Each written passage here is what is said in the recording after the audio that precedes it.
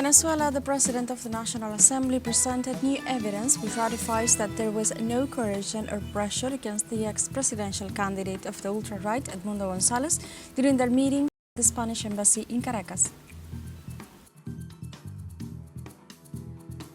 President Gustavo Petro said that dynasties are the main cause of the increase in drug traffickers and violence in the country. And Israel launched an airstrike on several locations in southern Lebanon amid growing concerns about escalation of violence in the region.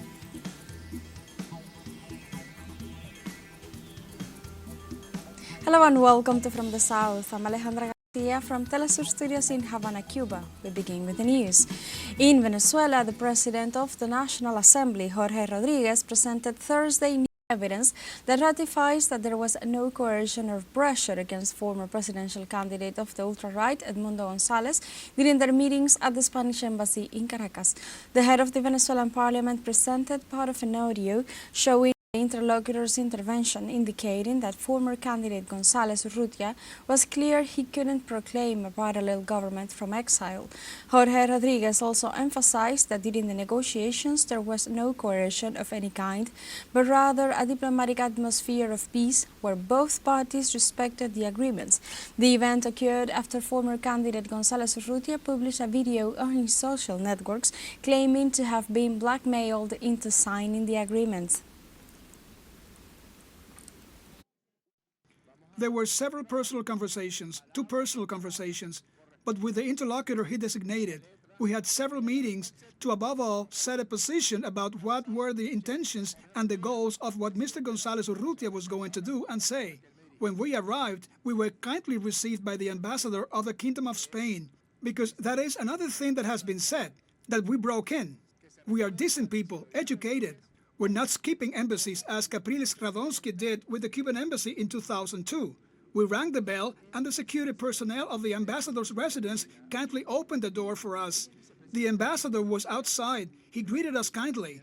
And at the door, eagerly waiting for us, was Mr. Edmundo Gonzalez Urrutia. Also, the President of the National Assembly explained that Gonzalez Urrutia recognizes the President of Venezuela as Nicolás Maduro. We're going to demonstrate that word by word it corresponds to the letter, to the idea and the concepts of Mr. Gonzalez Urrutia. Headed, check. Jorge Rodriguez, President of the National Assembly, headed by the letter he addressed to me. But there is another thing that is perhaps even more important, which refers to Delcy Rodriguez Gomez as the Vice President of Venezuela. And who is the Vice President Delcy Rodriguez? She is the Executive Vice President of the Bolivarian Republic of Venezuela. Named by whom?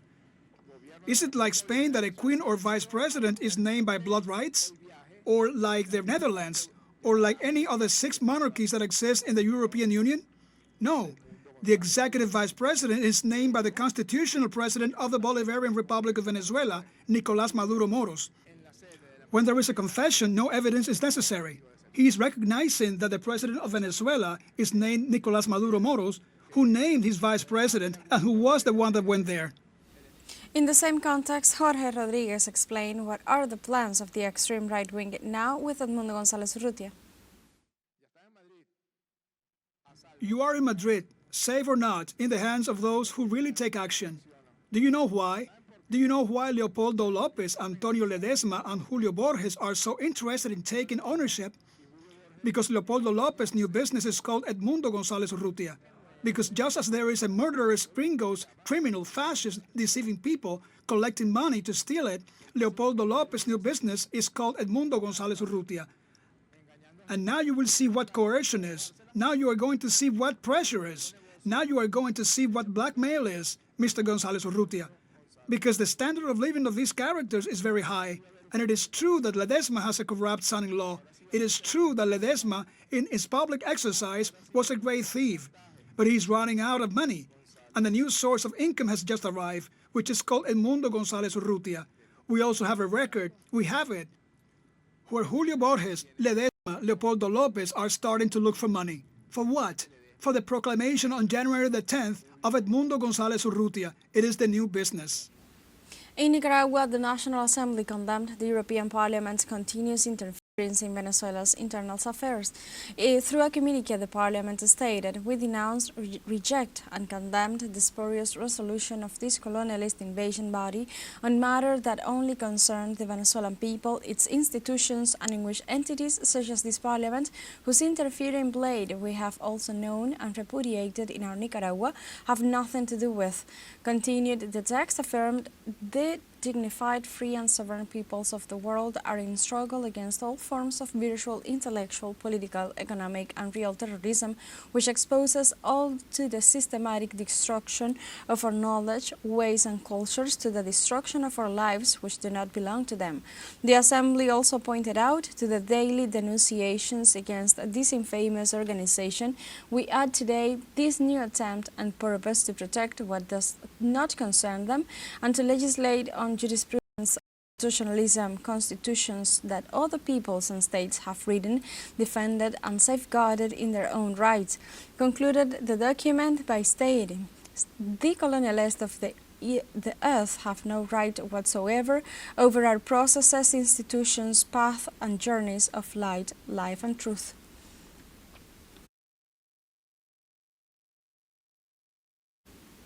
The president of Venezuela, Nicolás Maduro, during the Productive Economic Council, referred to the statements made by the former right-wing candidate Edmundo Gonzalez Urrutia, in which he claims to have been coerced by the government of Venezuela to leave the country, pointing out that the government has faced real coercion from other governments in the world, such as the United States. Gonzalez Urrutia, no one can claim his own cowardice and his own betrayal of his followers in self-defense. If we compare here, please allow me, if we question who is most coerced or persecuted, Gonzalez Urrutia in front of a lady,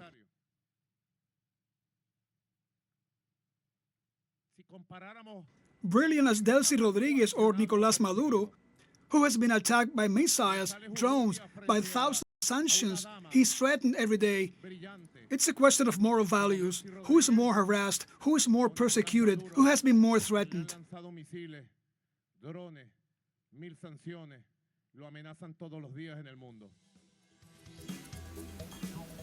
Let's take a short break, but remember you can join us on TikTok at teleSUR English, where you'll find news in different formats, news updates and more.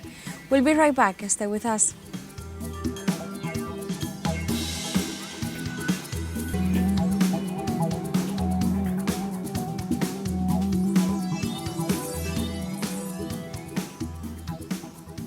Welcome back. Colombian President Gustavo Petro said Thursday that dynasties are the main cause of the increase in drug traffickers and violence in the country. The statement was made as Colombians marched from different cities of the country to the Bolivar Square with the purpose of getting the Constitutional Court approved a pension reform. The Colombian president rejected the position of some senators who tried to cancel the discussion of the reform bill in order to prevent its approval. Petro recalled that in Colombia it has been the aristocracy who has ruled for years, generating a deep social inequality which has increased the number of drug traffickers and criminals living in a wave of violence in the country.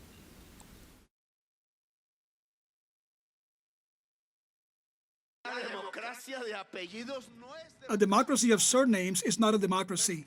Our history has not been democratic for that reason, because it has not been the people who have wielded the power, but those hereditary families who believe they have the divine right not only to rule for generations, but to own the national wealth, the public wealth of Colombia, and in that way to turn our country into a den of drug traffickers, into a country with a deep social inequality, into a country as violent as the one we have today, and from which we must get out, as the government of change is demonstrating.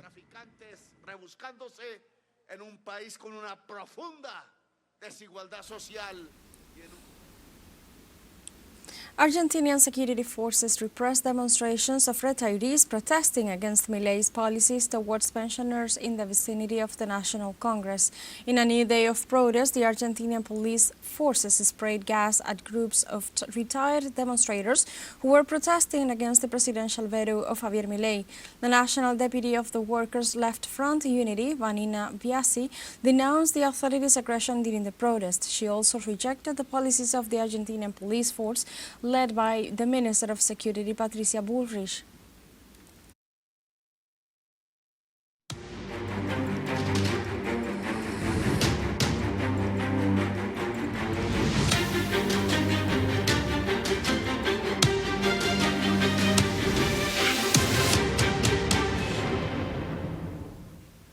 The United Nations Security Council announced that it will review the situation in the West Bank shortly after the General Assembly's historic approval of a resolution demanding an end to the illegal Israeli presence in Palestine.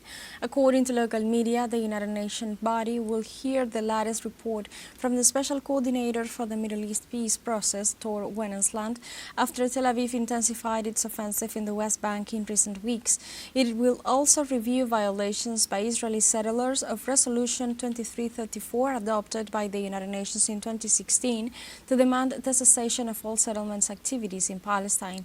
It is important to note that this is a historic step within the United Nations in response to an advisory opinion from the International Court of Justice.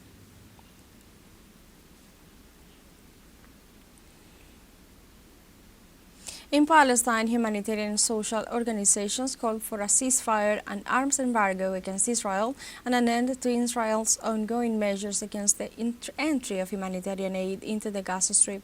Non-governmental organizations warned that the Israeli siege escalated in the coastal enclave, exposing the civilian population to starvation and diseases, while Tel Aviv's army systematically bombs and blocks the entry of food, medicines and other supplies. The need for the entry of humanitarian aid trucks is becoming more acute. At least 50,000 children between 6 and 59 months require urgent treatment for malnutrition.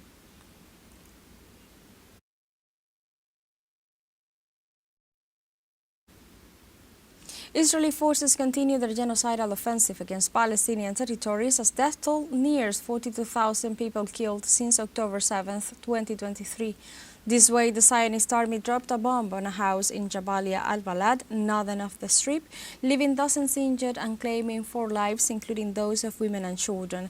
In addition, shellings were launched north of the Nusayrat camp in central Gaza, with the genocidal troops also carrying out raids on the tents of displaced people in al-Mawasi and western Rafah as military vehicles opened heavy gunfire east of Khan Yunis. Meanwhile, in the West Bank, the occupation forces stormed the town of Kabatiyya, killing at least 3 people and injuring 4. In this context, Palestinians share their experiences.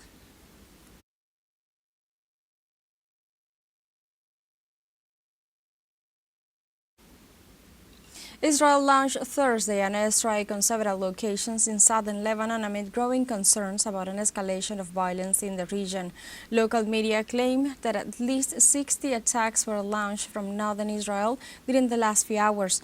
The Lebanese National News Agency reported that warplanes carried out a series of attacks in the area of Mahmoudiyeh near the village of Aish Jeh and Karsat al-Arush. This new Israeli aggression follows 2 days of wireless explosions that resulted in the death of 37 people and thousands of injuries.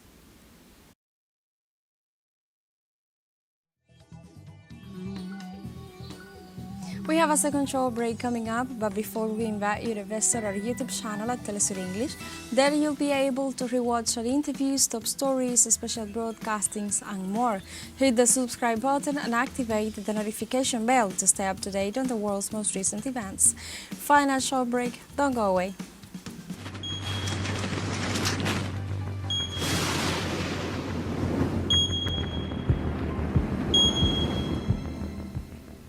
Welcome back. More than 11.2 million people in Brazil have been affected since the beginning of 2024 due to the forest fires caused by different climate events. A survey by the National Confederation of Municipalities estimated economic damages of at least $200 million due to the fires. The report also indicates that at least 538 municipalities have been declared in a state of emergency due to the heat waves. The document also revealed that around 9.3 million people have been affected by the drought, with over $7.8 billion in economic losses. In Colombia, the National Unit for Disaster Risk Management has reported 21 active forest fires in several states of the country during the month of September. 6 of them are under control by the competent agencies.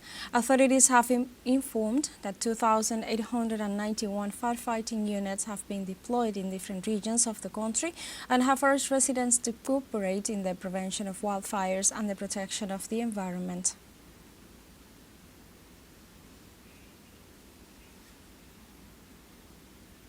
The president of Peru, Dina Boluarte, declared a state of emergency in 3 departments of the Andean and Amazon areas affected by more than 200 heat spots, favored by the absence of rains and a constant drought. Boluarte declared that 80% fires have already been controlled and extinguished. The authorities attribute the origin of the fires to the residents of the area and urged them to avoid burning to renew their cropland.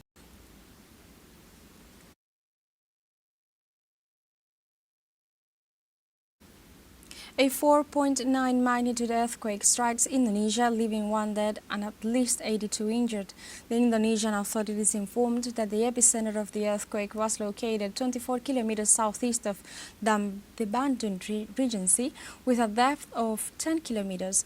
About 700 houses were damaged and close to 100 health, educational, religious and public facilities were also affected. The earthquake forced more than 450 people to seek shelter in government buildings and other facilities.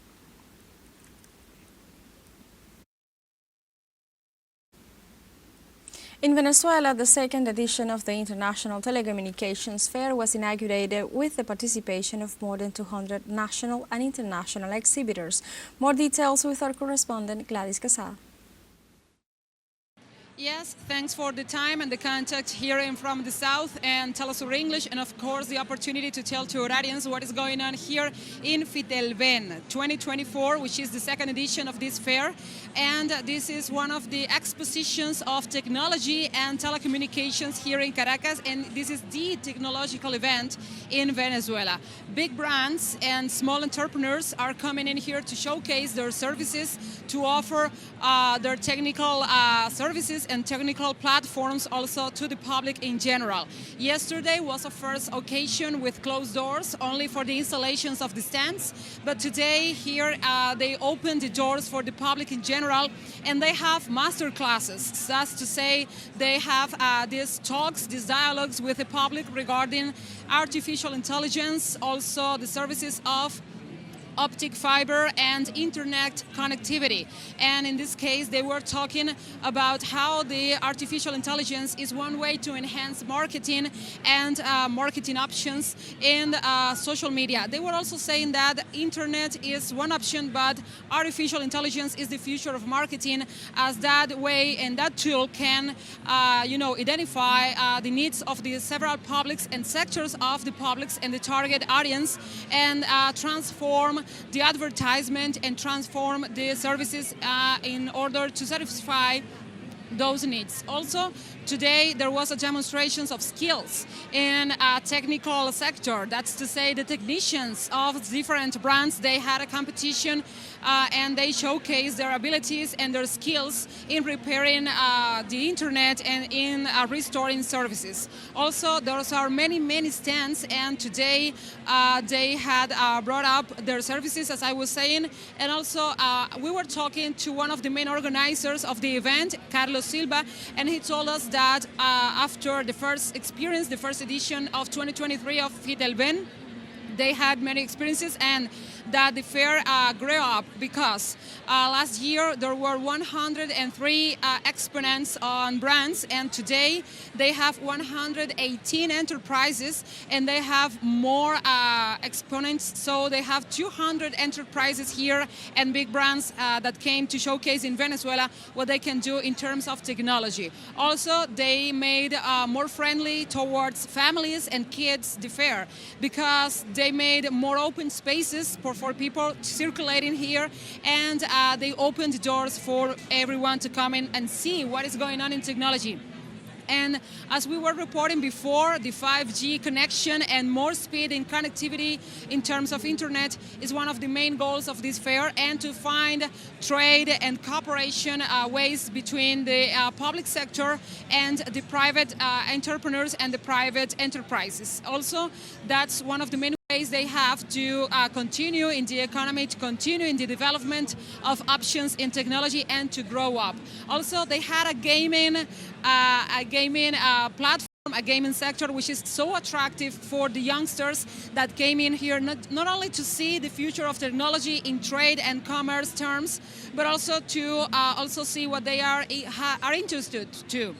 which is gaming, and which is virtual reality and intelligence, artificial intelligence. So those are the main attractives. This is the first official day, and the fair will be rolling out until Saturday, September 21st, and it is expected a big activity, as I was saying, for the conclusion of this fair. We will be reporting, we will be here having all the details for you and for our audience, but now we are giving the signal back to you.